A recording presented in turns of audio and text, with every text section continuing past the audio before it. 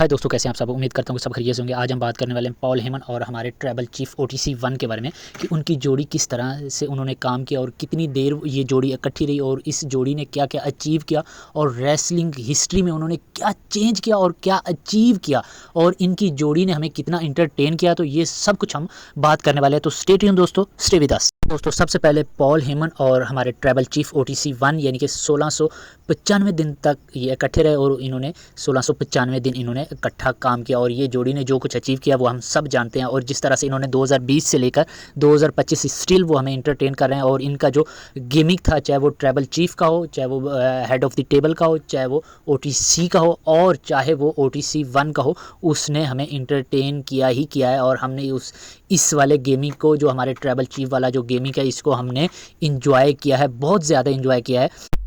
तो दोस्तों अगर हम थोड़ी सी नज़र माजी में डालें तो जिस तरह हमारे ट्रैबल चीफ यानी कि रोमन रेंज का जो बिग डॉग वाला कैरेक्टर था, उसमें कोई ख़ास सक्सेस नहीं मिली। जब भी रोमन रेंज को WWE की तरफ से पुश मिलता या चैंपियनशिप पिक्चर में WWE डालने की कोशिश करती या मेन इवेंट में जब भी डालती, तो फैंस की तरफ से और WWE के यूनिवर्स की तरफ से रोमन रेंज को बू मिलना शुरू हो जाती। तो दोस्तों WWE का जो यूनिवर्स था, यूरोप का यानी कि अमेरिका का जो क्राउड था, जो यूनिवर्स था, उसने रोमन रेंज को द बिग डॉग वाले कैरेक्टर में कभी भी पसंद नहीं किया।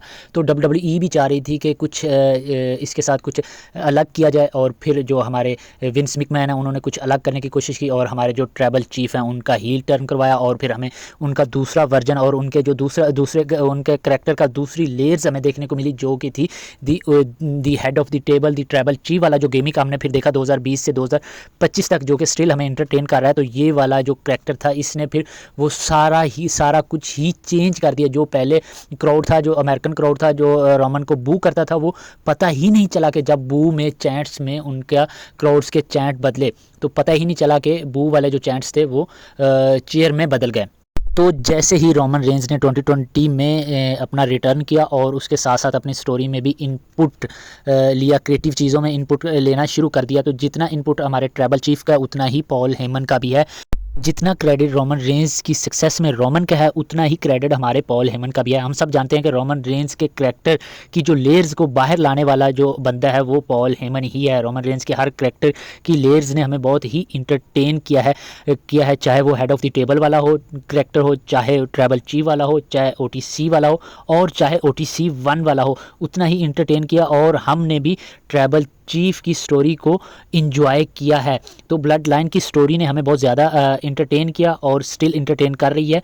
तो जिस तरह से पॉल हेमन ने कहा था कि ब्लड लाइन की स्टोरी की लेयर अभी बाकी है, तो अभी तो सिर्फ एक चैप्टर मुकम्मल हुआ है और पूरी बुक अभी बाकी है।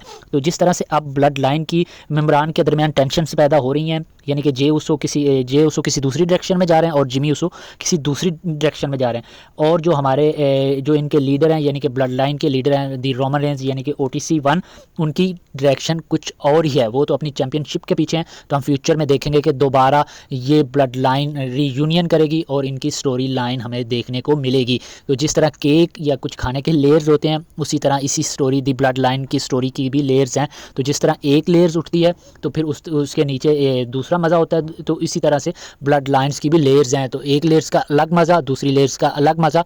तो ये हमें WWE ने जिस तरह से ब्लड लाइन की स्टोरी से इंटरटेन किया है, स्टिल इंटरटेन कर रही है, तो होप कि वो फ्यूचर में भी हमें इंटरटेन करती रहेगी। तो दोस्तों अब हम बात करते हैं रोमन रेंज के हिस्टोरिकल रेन में, जो कि उनका 1316 दिन का रेन था एज ए डुअल चैम्पियन। 1316 दिन का जो रेन था, आज के दौर में ये इम्पॉसिबल है, इतना लंबा रेन और इतनी देर चैम्पियनशिप को होल्ड करके रखना अपने शोल्डर पे। तो ये रोमन रेंज ने करके दिखाया है और क्राउड ने भी अप्रिशिएट किया। ये नहीं कि क्राउड की तरफ से रोमन रेंज को बू मिल रही हो या ये क्राउड की तरफ से उनको नापसंद किया जा रहा हो या उनकी स्टोरी लाइन में कुछ कमी थी। किसी भी चीज़ की कोई कमी नहीं थी। इवन के हमारे जो ट्रैबल चीफ हैं इस सोशल मीडिया के दौर में जो हमें ब्लड लाइन की स्टोरी लाइन ने इंटरटेन किया है, बोर नहीं होने दिया। तो इसके पीछे भी हमारे जितना हमारे ट्रैबल चीफ का हाथ है, उतना ही हमारे पॉल हेमन का भी हाथ है और उसके साथ साथ WWE की जो क्रिएटिव टीम है उसका भी उतना ही हाथ है जितना हमारे OTC 1 यानी कि हमारे ट्रैबल चीफ का है।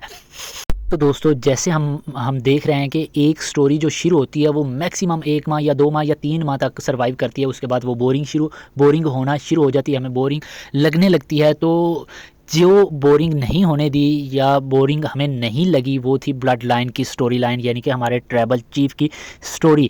तो उसमें इस मॉडर्न एरा में भी जिस बंदे ने 1316 दिन तक WWE चैम्पियनशिप और यूनिवर्सल चैम्पियनशिप को होल्ड किया है वो सिर्फ़ और सिर्फ रोमन रेंज है, और उसने ये करके दिखाया है। और ये तो थी हमारी आज की video. Stay with us for the next video. Thanks for watching.